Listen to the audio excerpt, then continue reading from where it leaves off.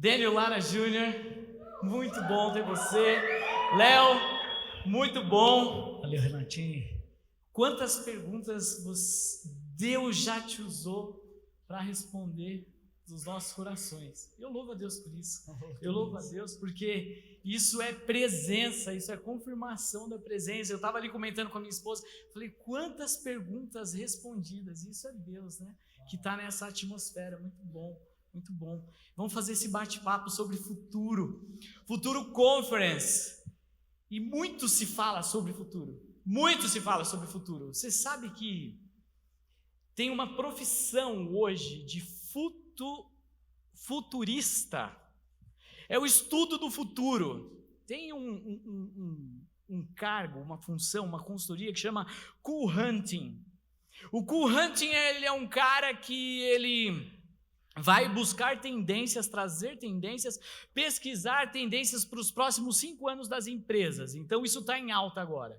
Se a gente for mais longe nesse papo, cara, já a gente vai trocar essa ideia. Se a gente for mais longe, ele vira quase um papo filosófico. É uma cosmovisão futurista. E aí tem todo um mercado que acontece nisso. Desde o mercado cinematográfico, que pensa em filmes cinecatástrofes, caçador de zumbi, e as empresas ávidas a fecharem negócios com base no que o ser humano vai alcançar e desejar daqui a pouquinho. Mas nós temos outra esperança. E é aí que eu entro. Né? É aí que eu entro, é aí que entra o nosso bate-papo. Né? O cristão, e aí eu já vou jogar a bola para vocês. O cristão está inserido dentro desse mundo. O mundo que está tentando descobrir quais são os desejos, os algoritmos correndo à solta. Mas qual é a certeza no curto prazo? Não estou nem falando em 5 anos, mas eu vou falar em curto, médio e até longo prazo. Qual é a esperança do cristão? Dênio, Léo, vocês Eu podem... vou deixar o Dênio Não, Léo falar. abre. Eu falei Você já estava falando, está quase aquecido. uma hora aqui. Está aquecido. Qual é a certeza? Qual é a que esperança do cristão no curto e no médio prazo? Qual é a certeza do cristão? Eu vou dar algumas questões aqui. Primeiro, eu acredito que nós cristãos, se seguirmos o ritmo que estamos, num curto espaço de tempo, nós já seremos a maioria na nossa nação. Então, se hoje nós somos cerca de 35%, 30 e poucos por cento, já nessa década nós nos tornaremos 40% e na próxima mais de 50%. Ou seja, o evangelho é algo que nós não podemos negligenciar e ao mesmo tempo é algo que você pode cada vez mais assumir com convicção no seu papel por conta dessa realidade da nossa nação. Outra coisa também que eu vou dizer e vou destacar dentro do que mencionei aqui na mensagem é que eu acredito que nós não vamos ser tudo aquilo que Deus tem para nós dentro desse futuro sem essa inteligência espiritual, sem essa sensibilidade, esse discernimento da parte de Deus. E acredito que isso nos colocará numa posição diferenciada dentre os demais. Amém. Amém. Bom, boa noite, gente. Prazer estar aqui com vocês. Quando nós falamos sobre futuro, sobre inovação, é tão interessante porque fica uma ideia de que o crente sempre é retrógrado. Infelizmente, as últimas décadas foram décadas onde nós endemonizamos espaços que deveríamos conquistar. E aí quando você vê de uma maneira negativa, e quando nós olhamos, o mundo é de Deus, e não tem nada mais futurista do que tudo que Deus criou. A natureza não pode, o homem está tentando, né, por meio de reproduções e você sabe, eu sempre tive a visão de que o céu era aquele lugar muito chato. Eu sei que a maioria das pessoas tem essa visão, né? Tudo branco, aquela música clássica que você nunca ouviu aqui, você fala, nossa, lá no céu eu vou ter que aprender a gostar de música clássica. E aí, teve uma amiga da nossa família que ela contratou uma das melhores arquitetas de São Paulo. Ela estava mudando de casa, ela foi para outro país fazer toda a compra com essa arquiteta, ela passou lá 2 semanas, ela montou uma casa maravilhosa e ela fez um jantar. E ela me convidou, falou: Neno, eu queria que você viesse para o jantar aqui em casa. E quando eu já entrei no hall, eu já fiquei assim, surpreendido, era tudo futurista, era tudo por coordenação, comando de voz, abria a janela, ligava a TV e toda aquela coisa, e eu vendo toda aquela... E aí quando eu estou vislumbrado com tudo aquilo, Deus falou: isso é mais próximo do céu do que você pode imaginar. Quando você falava, eu fui lá para Gênesis, e disse Deus, haja luz. Comando de voz. Muito bom, muito bom. Então, quando eu penso em futuro, quando nós estamos falando de futuro no aspecto da inovação, da criatividade, daquilo que Deus está fazendo, eu acredito muito nisso. Por isso eu acredito, por exemplo, em tudo que fazemos, como nos vestimos, os posicionamentos que temos, as ideias que temos. Quando nós vamos para o campo da criatividade, tantos cristãos foram usados para a inovação, tantos cristãos foram usados na política, e a gente precisa de entender que Deus está nos preparando cada vez mais, e já tem pessoas aqui. Eu acredito que cada vez mais, e esse é o propósito de Deus, a igreja, o cristão é visto num lugar de inovação, de criatividade. Talvez a maioria dos jovens aqui nunca estudaram profundamente sobre todo o aspecto da reforma protestante, mas só existe futuro como existe hoje, toda a inovação existente, e não há historiador que possa negar isso. Toda inovação, aliás, somos alfabetizados por conta da reforma protestante.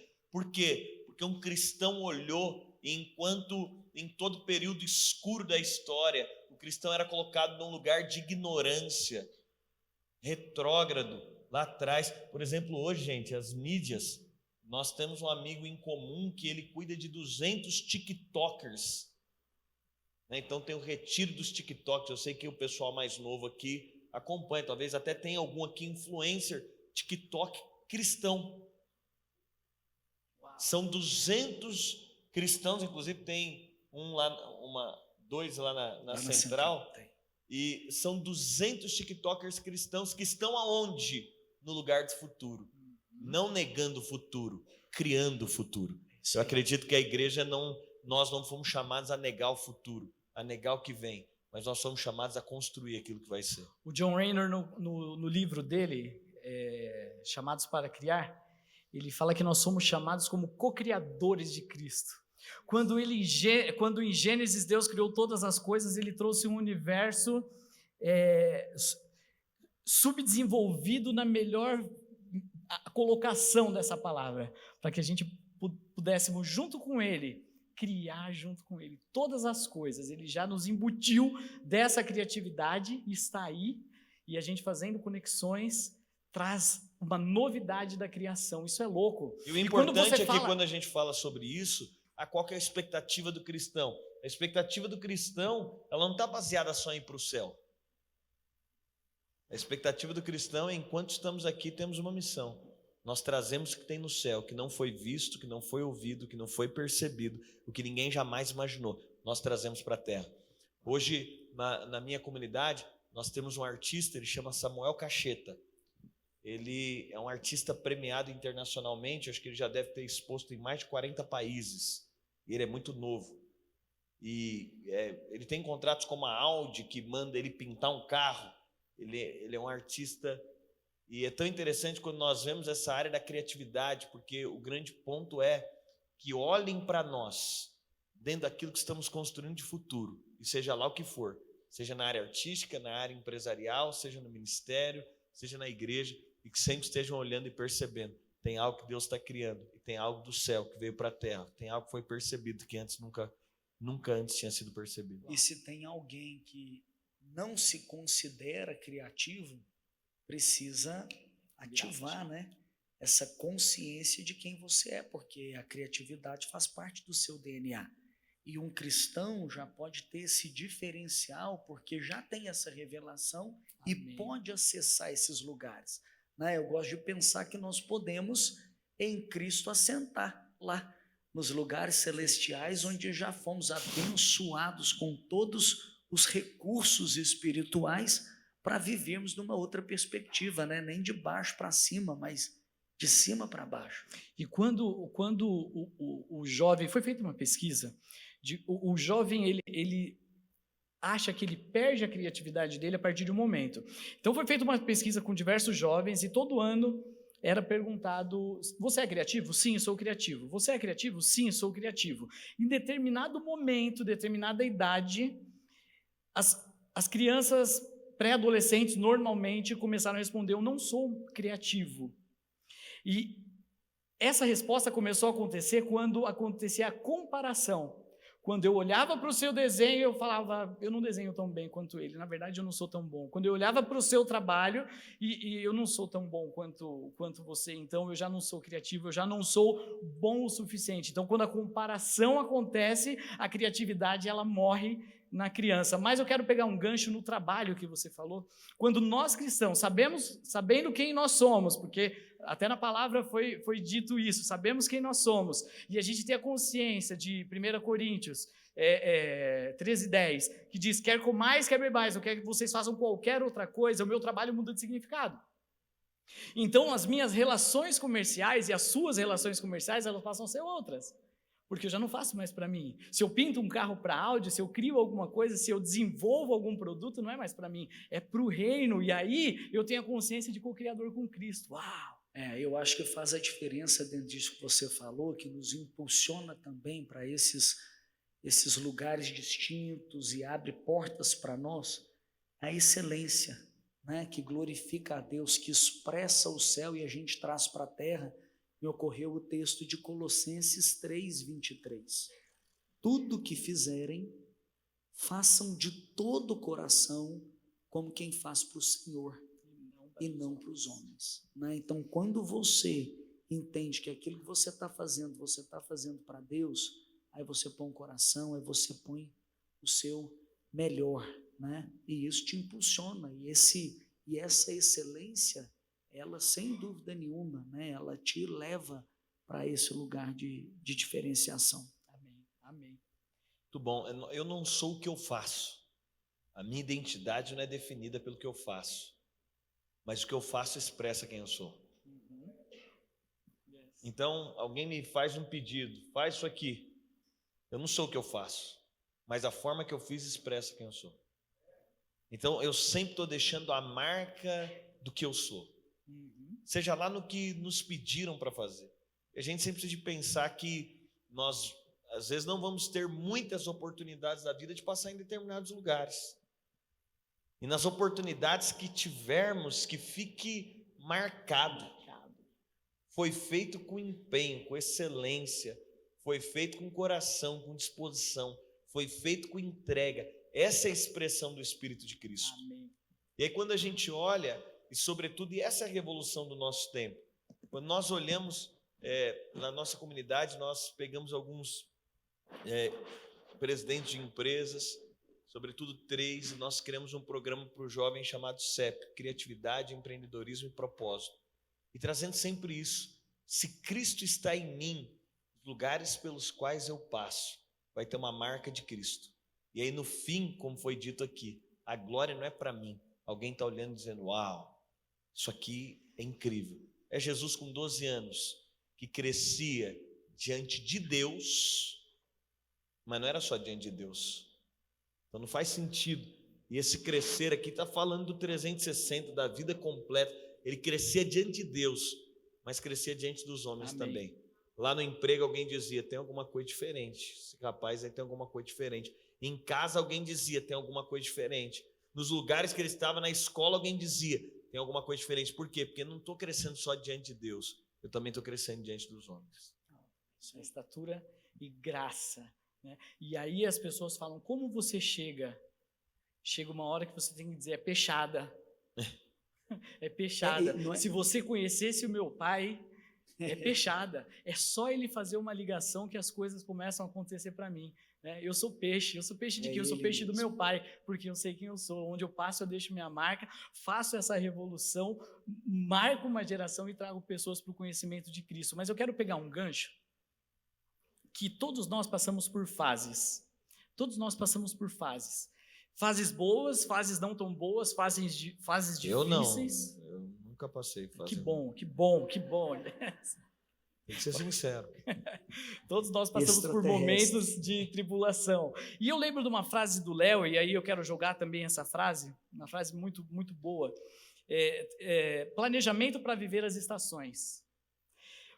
Quem falha em planejar, planeja em falhar. Então, o que eu quero dizer com isso? Qual é o gancho que eu quero pegar? Que, eventualmente, nós vamos passar por desemprego, nós vamos passar por dificuldades financeiras, nós vamos passar por reveses, nós vamos passar pelo luto, nós vamos passar por uma série de coisas. E eu preciso, junto com vocês, nós precisamos estar preparados para todas essas fases. A gente tem que estar estruturado e planejado para isso. Léo, Dênio, quiser comentar sobre as fases da vida que a gente passa. Que quando nós formos construir uma casa, uma obra, primeiro nós temos que avaliar se nós vamos ter condições de terminá-la, né? Então ali fala de um planejamento. Agora, ao mesmo tempo, nós temos que estar preparados também dentro do nosso planejamento para o dia mau, para uma dificuldade. Eu sou um cara bem planejado, mas eu tenho a consciência, até para não me frustrar, que eu faço planos, mas a resposta vem do Senhor. Amém. Eu dependo dele. E é claro que eu faço planos num papel em branco, sendo sensível para colocar aquilo que eu tenho discernimento que Deus tem para mim, né? Então, quem não sabe para onde vai, está passeando. Então, eu imagino que a gente deve olhar para o nosso futuro e planejar em sensibilidade a Deus aquilo que Ele tem para mim, para que eu possa, a cada fase, a cada estação, a cada ano, a cada ciclo, né, ser fiel para cumprir e para chegar e para me aproximar daquele destino. Eu conversei com o Dênio semana passada, tive a honra de estar lá na Dínamos ministrando lá, e o Dênio estava me contando que ele está planejando aí os próximos 7 anos. Eu falei, isso é extraordinário.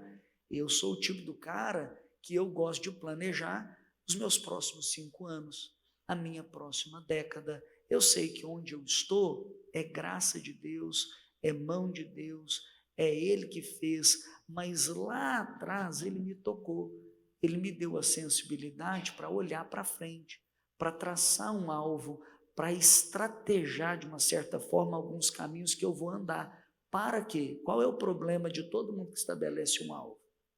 São as distrações.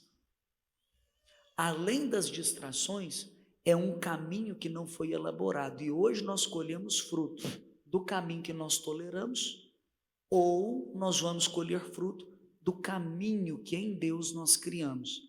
Então, acho que a gente precisa planejar bem. Muito bom. Tem uma história que diz que tinha uma seca muito severa em determinada região, e era uma zona rural, e fazia meses que não chovia, e todo aquele povo estava realmente numa situação muito complexa, e era um domingo, todos estavam congregados na igreja. O pastor disse: irmãos, dê um basta nisso aqui, eu não aguento mais essa situação, nós vamos fazer algo, amanhã nós vamos começar uma campanha, amanhã à noite vai chover.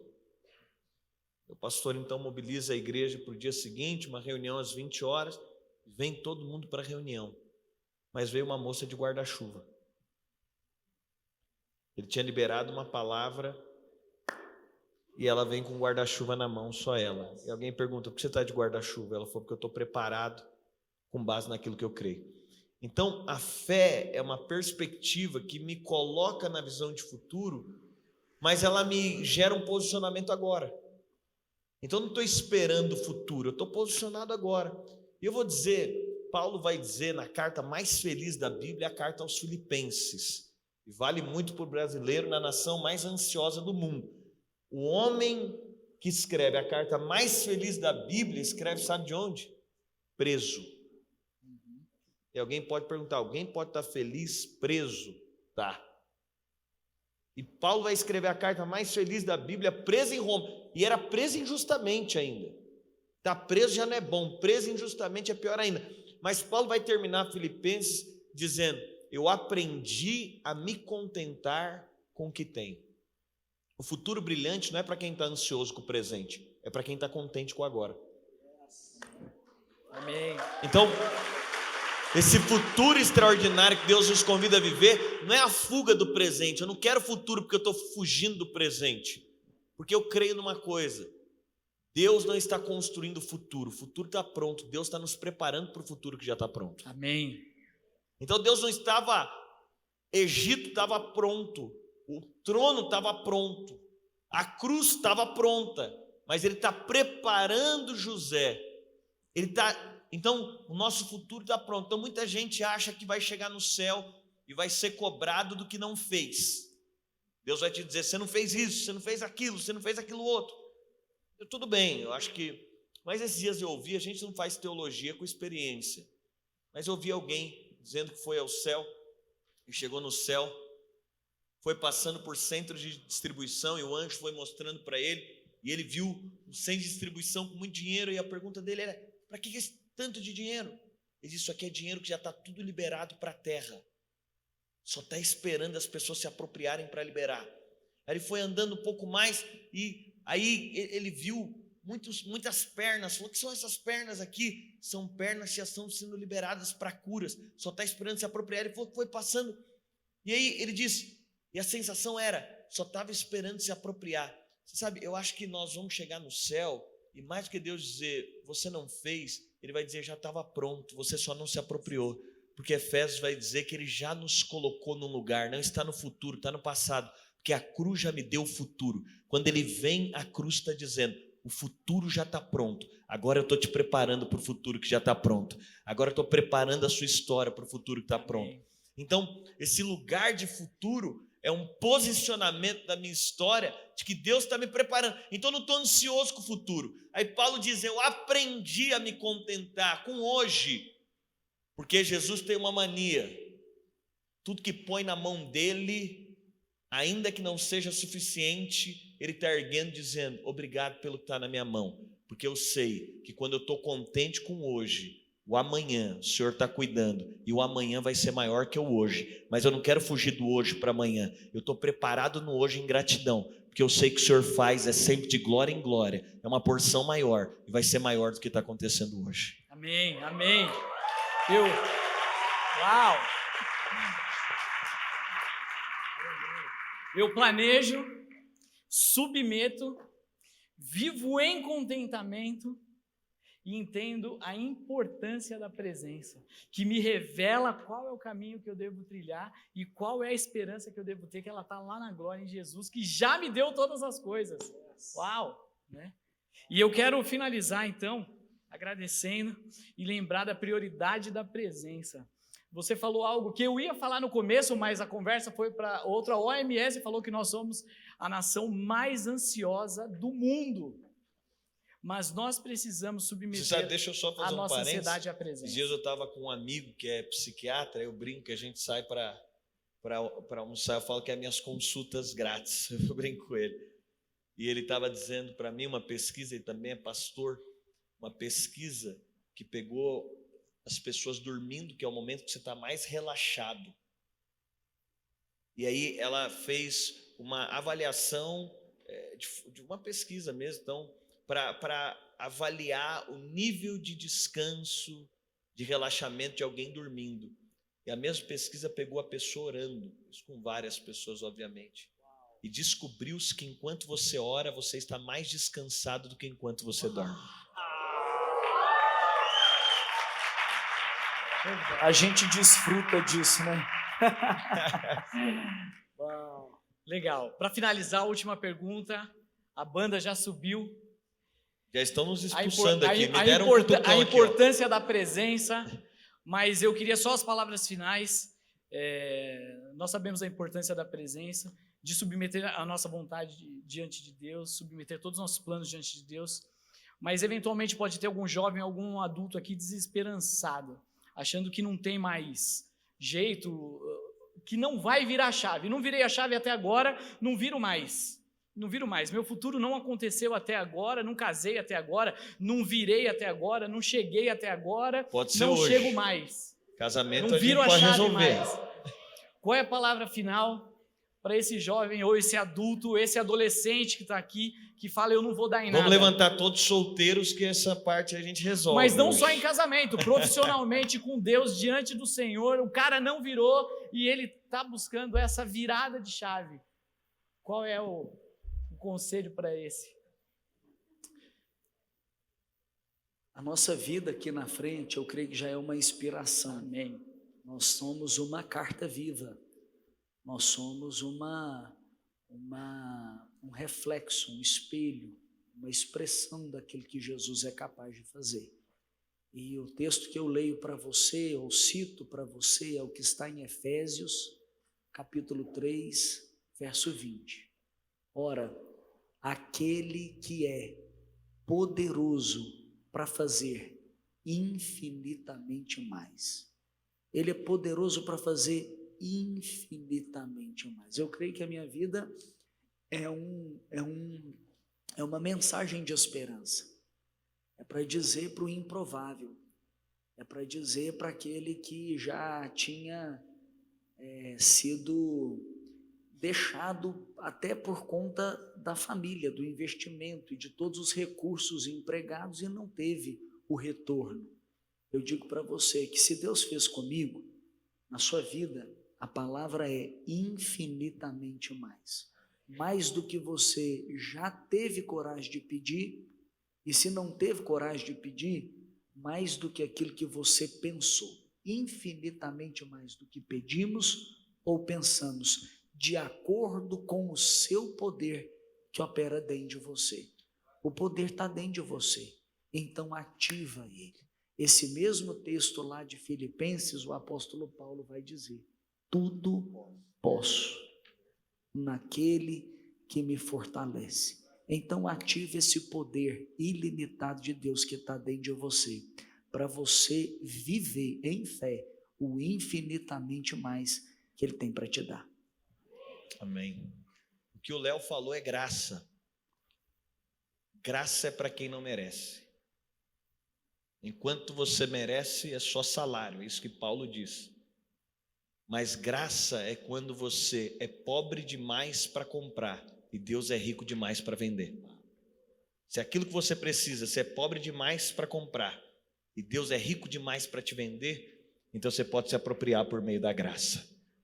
Essa é a herança que os filhos receberam. Mas eu diria para você, contentamento é o remédio do céu. E contentamento não é ter tudo. Deixa eu te frustrar um pouco. Nem tudo que você está orando você vai receber resposta. E a vida cristã é sobre entender que contentamento não é ter tudo.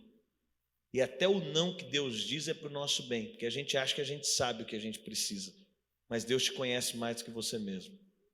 Por isso, descansa naquilo que você não entende, que até o que você não entende está cooperando para o seu bem. Mas quando nós falamos sobre esse lugar, contentamento não é ter tudo, contentamento é ser feliz com tudo que eu tenho. Deixa eu dizer para você, você não precisa de mais nada do que o que você tem para ser feliz hoje. Vou repetir, você não precisa de mais, você não precisa casar, você não precisa do emprego que você sempre sonhou, você não precisa. Quem tem Cristo tem todas as coisas. Alguém tem Cristo aqui, tem tudo. Amém, amém. E assim a gente fecha. Aplauda esses homens de Deus. Glória a Deus pela vida deles.